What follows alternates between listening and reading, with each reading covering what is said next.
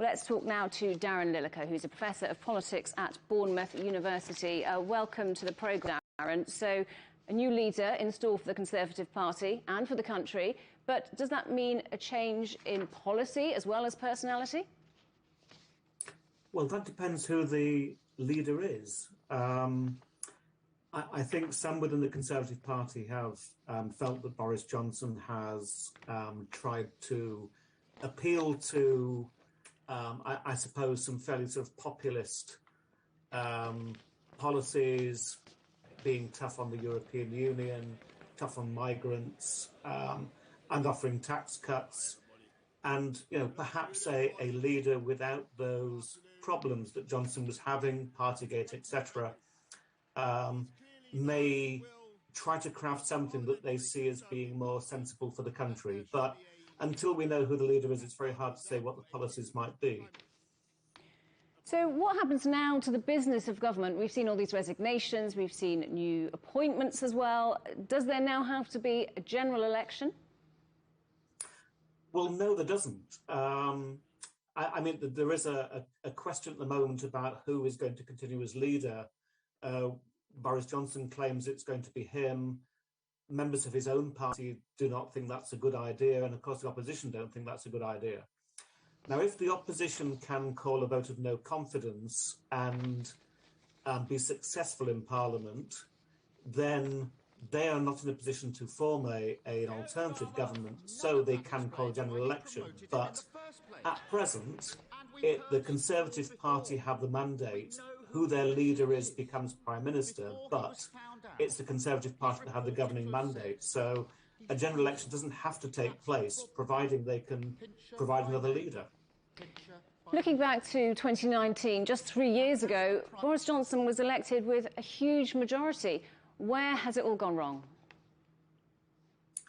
I think it's been a kind of a slow decline in his credibility, starting in summer of 2020, when there were huge problems around how we emerge as a country from the lockdowns and how those other problems are resolved.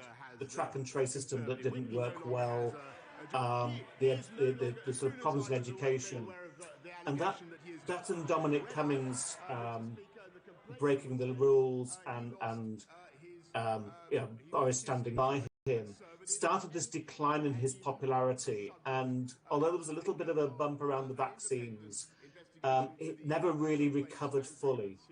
And I think it's this sort of incremental erosion of the public support for him. Firstly, because he overpromises, and secondly, because of people doubting his honesty. And I think over the last few months, particularly, Partygate and that question of did he lie, which is the important question, and all these sort of corrupt practices in the background, you know, people get sick of it after a while. You know, that they can get around, you know, Boris being Boris and breaking a few rules to get things done. But there's a point people say, no, this is enough. And I think the public feel that, but also his own colleagues in Parliament feel that. So when it comes to looking back over the time of Boris Johnson, when political historians write the story of these years, what do you think they will write about Boris? Well, I suppose in one sense, he has been very unlucky.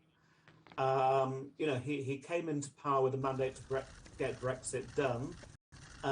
He achieved that, though I'm not saying that's a glowing success in terms of the deal he got being vastly different to that of Theresa May's.